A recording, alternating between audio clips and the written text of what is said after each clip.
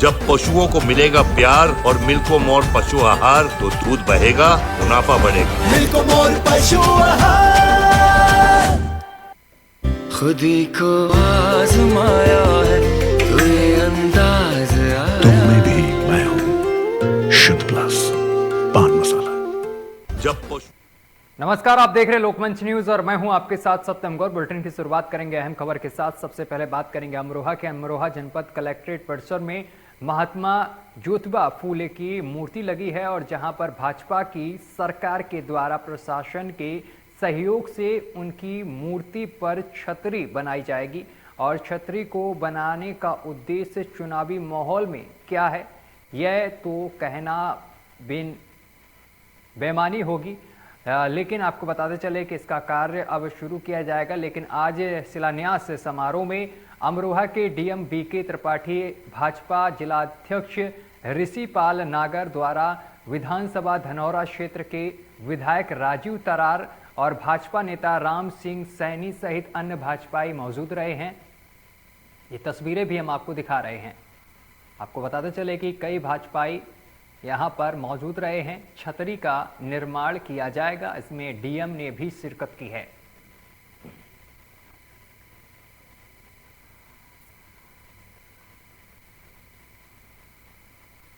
तो मूर्ति के लिए, छतरी के लिए शिलान्यास हो गया है।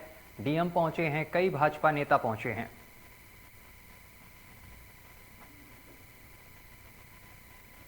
और इसी बीच बरेली से बड़ी खबर सामने निकल कर आ रही है। बरेली के सपा नेता के बिगड़े बोल, बड़ी खबर आपको बता रहे हैं। बरेली के सपा नेता के बिगड़े बोल, सपा नेता ने वोटरों को देख लेने की धमकी दी है। बड़ी और अहम खबर आपको बता रहे हैं, वोटरों को देख लेने की धमकी दी गई है। पूर्व मंत्री भगवत शरण गगबार ने दी है देख लेने की धमकी। बड़ी और अहम जानकारी आप तक पहुंचा रहे हैं। नवाबागंज के कमुआ गांव में भ्रमण के दौरान पूर्व प्रधान को ये धमकी दी गई है। बड़ी और अहम जानकारी आप तक पहुंचा रहे हैं बरेली से, जहां पर आपको बताते चले कि सपा नेता के बिगड़े बोल सामने निकल कर आए हैं। सपा नेता ने वोटरों को देख लेने की धमकी दी है। सपा के पूर्व मंत्री भगवत शरण गंगवार ने दी है देख लेने की धमकी। नवाबागंज के कमुआ गांव में भ्रमण के दौरान पूर्व प्रधान को धमकी दी गई है।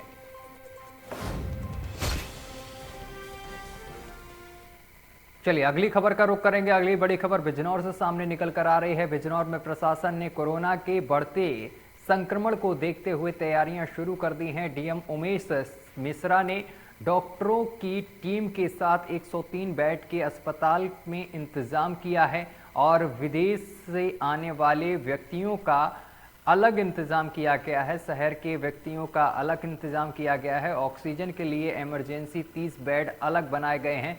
2 ऑक्सीजन प्लांट जिला अस्पताल में लगाए हुए हैं और इस बार कोरोना बीमारी इतनी भयंकर नहीं है, तो बिजनौर वाले घबराने की कोई ज़रूरत नहीं है, इस तरीके से प्रशासन ने कहा है। खबर पर ज़्यादा जानकारी के साथ हमारे संवाददाता ताबिस मिर्जा हमारे साथ जुड़ गए हैं। ताबिस, लगातार कोरोना का प्रकोप बढ़ता जा रहा है, कहर बढ़ता जा रहा है, इसको देखते हुए जिले में किस तरीके की तैयारियां चल रही हैं?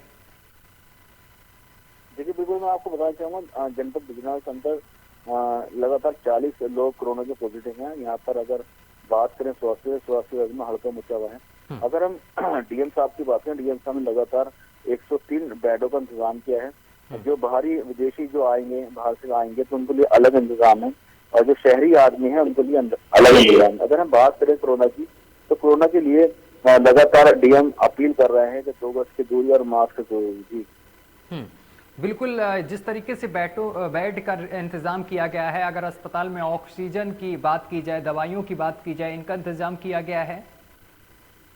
देखिए, हमने अभी डॉक्टर साहब से बात की। डॉक्टर साफ तौर पर यही कह रहे हैं कि ये जो बीमारी है ये थोड़ा मतलब हैवी मामला नहीं है। जो पहले डेल्टा जो कोरोना आया था, जिसको लेकर आदमी को ऑक्सीजन की जरूरत थी, लेकिन इस जो बीमारी है ये घबराने की कोई बात नहीं है। अगर आपको ज्यादा दिक्कत होती है तो उसका टेस्ट कराएं। टेस्ट करने के बाद अस्पताल से पूरा संपर्क करें। जी चलिए, तमाम जानकारी साझा करने के लिए बहुत बहुत शुक्रिया आपका ताबिस मिर्जा। डॉक्टर साहब, जैसे आज बिजनौर में 19 कोरोना मरीज मिले हैं, तो बिजनौर में आपके अस्पताल में क्या व्यवस्था है? हमारे अस्पताल में इस बार फुल व्यवस्था है। ऑक्सीजन का 2 प्लांट लगे हुए हैं जी। अब हमारे मेल हॉस्पिटल में 103 बेड हैं कोविड वालों के लिए जी। उसमें विदेशियों के लिए अलग है, अपने देश वालों के लिए भी अलग है। दोनों की अलग अलग व्यवस्था कर रखी है। जब हमारा पहले से हॉस्पिटल चल रहा था उसे दूसरी तरफ शिफ्ट कर दिया गया है, उनका रास्ता अलग अलग कर दिया है, बिल्कुल कोई मिक्स नहीं होने का जी। और उसके अलावा ऑक्सीजन कंसनट्रेटर हमारे पास 30 जी। सब 103 बेड के अलावा जी वो इमरजेंसी में यूज करेंगे। डॉक्टर साहब, जैसे और इसी बीच लखनऊ से बड़ी खबर सामने निकल कर आ रही है। योगी सरकार का किसानों को बड़ा तोहफा। बड़ी खबर आपको बता रहे हैं, किसानों को बिजली दरें जनवरी से कर दी जाएंगी आधी, यानी कि 50% की छूट मिलेगी। बड़ी और अहम जानकारी आप तक पहुंचा रहे हैं। किसानों को बिजली दरें जो हैं वो जनवरी से आधी कर दी जाएंगी। शहरी क्षेत्रों के मीटर नलकूपों की दरों में 50% की कमी देखने को मिलेगी। और इसके साथ ही आपको बताते चले कि गांवों में मीटर अनमीटर्ड और इसके साथ ही आपको बताते चले कि 50% क्षमता से यहां पर लाभ मिलेगा। 50% की छूट होगी किसानों को। बड़ी और अहम खबर आपको बता रहे हैं। और एफिशिएंट पंप में 50% की कमी भी देखने को मिलेगी। सरकार के इस फैसले से 13 लाख किसानों को फायदा होगा। पावर कॉरपोरेशन पर 1000 करोड़ रुपए का आएगा भार। वहीं राज्य सरकार कॉरपोरेशन को अनुदान देकर करेगी भरपाई। मुख्यमंत्री कार्यालय ने ट्वीट कर इस मामले की जानकारी दी है।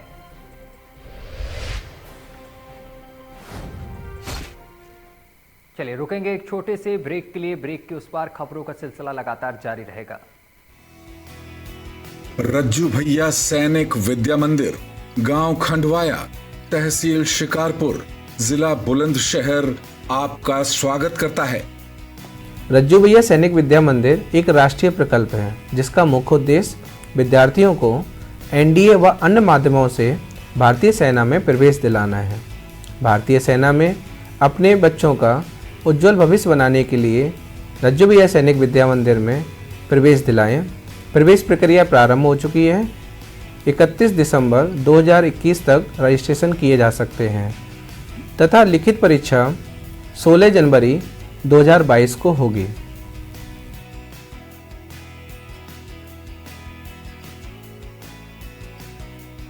जो बच्चे रिटन एग्जाम क्लियर कर लेंगे उनका साक्षात्कार होगा, उसके बाद मेडिकल होगा, उसके बाद मेरिट लिस्ट तैयार की जाएगी और जो बच्चे मेरिट लिस्ट में आएंगे उन्हें इस स्कूल में एडमिशन दिया जाएगा।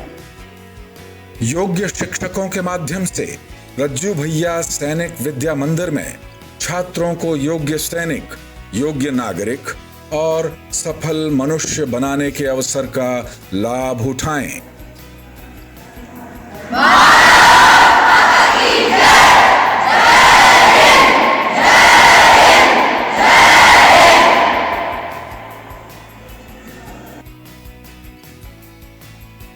अमेरिका की स्माइल ट्रेन संस्था अब राष्ट्रीय बाल स्वास्थ्य कार्यक्रम से भी संबद्ध निःशुल्क ऑपरेशन और उपचार कर रही है। जन्म से कटे होठ या कटे तालू के मरीजों का निःशुल्क ऑपरेशन किया जाता है। अगर आप ऐसे किसी भी मरीज को जानते हैं या जिसके जन्मजात कटे होठ या तालू हैं, तो उसको हमारे health city hospital trauma centre and super speciality Vijay Khand 2 Gomti Nagar थाने के पीछे लखनऊ पते पर लाएं।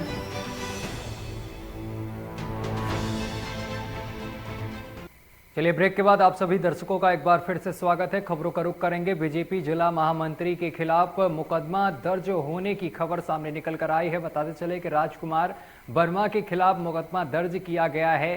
आपको बताते चले कि गोसाईगंज कोतवाली में मुकदमा दर्ज हुआ है। मोहनलालगंज सीट से टिकट दिलाने के नाम पर हरि प्रकाश रावत से 15 लाख हड़पे थे और इसी को लेकर यह मुकदमा दर्ज किया गया है। तत्कालीन मंडल अध्यक्ष रहते हुए राजकुमार वर्मा ने 15 लाख रुपए हड़पे थे। कोर्ट के आदेश के बाद गोसाईगंज कोतवाली में मुकदमा दर्ज हुआ है। जब गोसाईगंज पुलिस ने सत्ता के दबाव में मुकदमा पंजीकृत नहीं किया, तब कोर्ट का सहारा लिया और कोर्ट के आदेश पर धोखाधड़ी, जान से मारने की धमकी और SC/ST एक्ट के तहत मामला दर्ज हुआ है।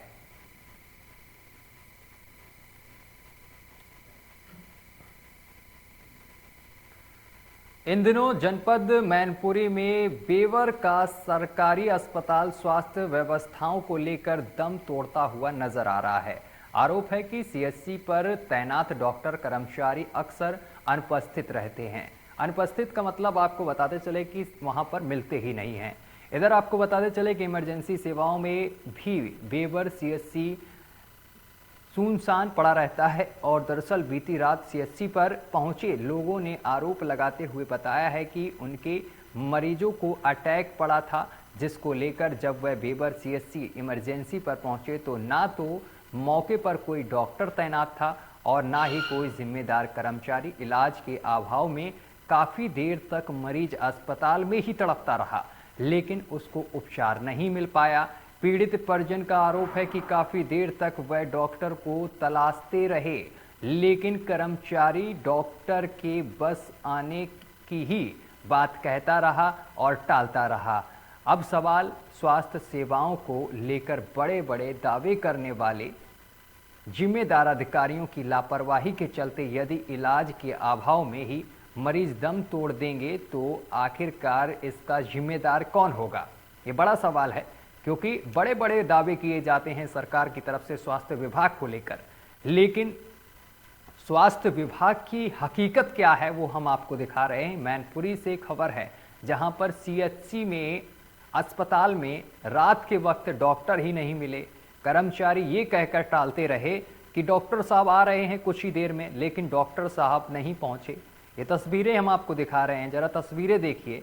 एक तरफ मरीज को लेकर परिजन पहुंचे हैं, आस लगाए हुए हैं कि डॉक्टर साहब अब आएंगे, लेकिन वहां बेवर में डॉक्टर साहब मौजूद ही नहीं थे। चलिए इस खबर पर ज्यादा जानकारी के साथ हमारे संवाददाता अभिषेक हमारे साथ जुड़ गए हैं। अभिषेक, एक खबर सामने निकल कर आई है बेवर से मैनपुरी के, जहां पर परिजन पहुंचे अस्पताल में मरीज को लेकर, लेकिन वहां पर डॉक्टर उपस्थित नहीं मिले। क्या कुछ पूरा मामला है? जी सत्यम जी, बिल्कुल मैं आपको बता दूं, ये जो पूरा मामला है जनपद मैनपुरी में एक CHC है, बेवर CHC, जहां पर बीती रात परिजन अपने मरीज को लेकर इमरजेंसी सेवा में पहुंचे थे। परिजनों का कहना है कि उनका जो मरीज था उसको अटैक पड़ा हुआ था, जिसके बाद वह उपचार के लिए जब बेवर CHC पर इमरजेंसी में पहुंचे तो उस समय मौके पर ना तो वहाँ कोई डॉक्टर तैनात था और ना ही कोई जिम्मेदार कर्मचारी। उसके बाद काफी देर तक वहाँ डॉक्टर को तलाश करते रहे, कर्मचारियों से बात करते रहे, लेकिन कर्मचारी उनको ये हवाला देते रहे कि बस डॉक्टर अभी आ रहे हैं, और ऐसे कहते कहते काफी देर तक जो मरीज था वो अस्पताल में ही तड़पता रहा। सत्यम जी, मैं आपको कहीं ना कहीं एक बात और बता दूं, ये कोई ऐसा पहला मामला नहीं है। इससे पहले भी बेवर CHC जो है स्वास्थ्य सेवाओं को लेकर पहले से भी चर्चा में रही है। पहले भी ऐसी बदहाल की स्थितियां सामने आती रही हैं, जो निश्चित तौर पर स्वास्थ्य विभाग पर सवालिया प्रश्न खड़ी कर रही हैं। जी अभिषेक, इससे पहले भी कई खबरें आई, जैसा कि आपने बताया बेवर से ही सामने निकल कर आई, लेकिन अगर स्वास्थ्य को लेकर हम बात करें तो सरकार बड़े बड़े दावे करती है स्वास्थ्य व्यवस्था को लेकर कि स्वास्थ्य व्यवस्था बहुत अच्छी हो गई है। उधर कोरोना का भी यहाँ पर प्रकोप देखने को मिल रहा है, कहर देखने को मिल रहा है उत्तर प्रदेश में, और दूसरी तरफ यहाँ पर जो अस्पताल के डॉक्टर हैं इनका ढिलमुल रवैया भी सामने निकल कर आ रहा है। इस पूरे मामले को लेकर आपने CMO से बात की? बिल्कुल, निश्चित तौर पर मैं आपको बता दूं कि इस समय जब वहां पर तैनात जब चिकित्सकों से हमने बातचीत करने की कोशिश की तो उनका कोई भी साफ तौर पर जो एक ठीक जवाब होना चाहिए वह कोई भी जवाब नहीं मिला। इस संबंध में जब हमारी CMO से भी बात हुई तो उन्होंने कहा कि मामले में जांच कराने के बाद कार्रवाई की जाएगी, लेकिन आपको ये बता दें ये पहला ऐसा मामला नहीं है। कई बार जिम्मेदार अधिकारी जांच का हवाला देकर मामले को रफा दफा कर देते हैं। जी बिल्कुल, यहाँ पर अभिषेक जांच का हवाला देने की बात जैसे कही गई है, और इससे पहले भी आपने बताया कि कई बार ऐसे मामले सामने निकल कर आ रहे हैं, लेकिन जो जिम्मेदार अधिकारी हैं जिनके कंधों पर इस अस्पताल की जिम्मेदारी है, लेकिन वही यहाँ पर जांच का हवाला देकर आगे बढ़ते हुए दिखाई देते हैं, कैमरे के सामने बोलने से कतराते हैं। CMO साहब को इस पर संज्ञान लेना चाहिए, लेकिन वही पीछे हटते हुए दिखाई देते हैं। ये बड़ा अपने आप में सवाल है। तमाम जानकारी साझा करने के लिए बहुत बहुत शुक्रिया आपका अभिषेक। गौरव यादव सोबनपुर से आए भैया। तो क्या दिक्कत क्या है इसे मरीज को? चाचा को अटैक पड़ा हुआ है। और यहाँ हॉस्पिटल में कोई है? यहाँ हॉस्पिटल में कोई डॉक्टर नहीं, कोई कर्मचारी नहीं, यहाँ पे कोई व्यवस्था नहीं। मेरे मरीज को बहुत दिक्कत परेशानी है। मैं यहाँ से गाड़ी से मैनपुरी लेके जा रहा हूँ। कोई आपको हॉस्पिटल में मिला ही नहीं। मेरे कोई नहीं मिला। चलिए लेंगे एक छोटा सा ब्रेक के बाद खबरों का सिलसिला लगातार जारी रहेगा। पशुओं को मिलेगा प्यार और मिल्को मोर पशु आहार तो दूध बहेगा, मुनाफा बढ़ेगा। मिल्को मोर पशु आहार। खुदी को आजमाया है तो ये अंदाज